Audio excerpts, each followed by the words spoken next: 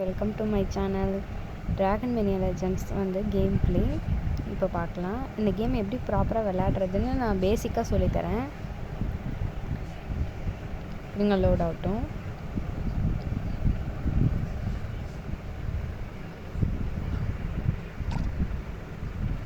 இதில் எனக்கு ரொம்ப பிடிச்ச விஷயம்னா ஈவெண்ட்ஸ் அடிக்கடி விட்டுட்டே இருப்பான். என்கிட்ட ஆக்சுவலி நிறைய ட்ராகன்ஸ் இருக்குது. ஸ்டார்டிங்லேருந்து விளாட்லனாலும் பேசிக்காக இந்த கேம் எப்படி அப்படின்றத சொல்லித்தரேன்.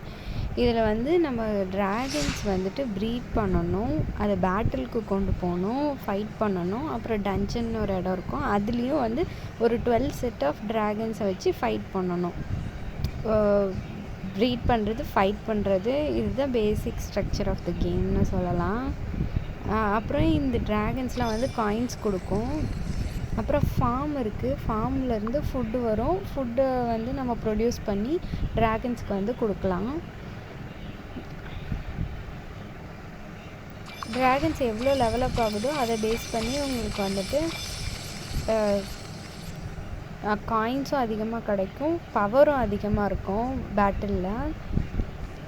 இதுதான் இந்த இடம் தான் ஏன்ஷியன்ட் போர்ட்டல். இந்த போர்ட்டல் வழியாக பேட்டில் எப்படி போகிறது அப்படின்றத பார்க்கலாம். இங்கே தொட்டோன்னா அப்படியே பேட்டிலுக்குள்ளே போயிடும். நான் ரொம்ப தூரம் முடிச்சிட்டேன். இது எல்லாமே ஃபுல்லாக இங்கேருந்து ஸ்டார்ட் ஆகி பேட்டில்ஸ் ஸ்டார்ட் ஆகுது.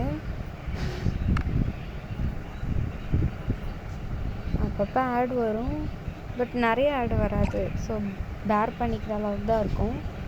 இது ஈவெண்ட் பிளேஸு, இதுதான் ஈவெண்ட் பிளேஸ், ஈவெண்ட் இருக்க பிளேஸு. ஸோ ஈவெண்ட்லாம் வேணாம், கேம் ரொம்ப குழப்பம். அதனால் அப்புறமா ஈவெண்ட்டில் பார்த்துக்கலாம். அப்புறம் சின்னதாக இப்போ பேசிக்காக உங்களுக்கு என்னென்ன இருக்குமோ அதை மட்டும்தான் நான் சொல்லித்தரேன். மற்றதெல்லாம் அப்புறம் பார்த்துக்கலாம். ப்ரீட் பண்ணுற இடம் இது தான். ஏற்கனவே நான் இந்த ட்ராகன் ப்ரீட் பண்ணிகிட்ருக்கேன்.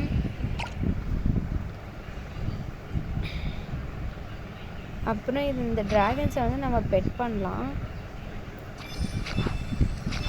எப்படின்னா இப்போ 2 டைம் இப்படி நீவே விட்டோம் அப்படின்னா இது பெட் ஆகும். அப்புறம் பெட் பண்ணுறது மூலயமா அதுக்கு நம்ம காசு கொடுக்கும். 3 டைம் காசு கொடுக்கும். சில இது ஜெம்ஸ் கொடுக்கும்.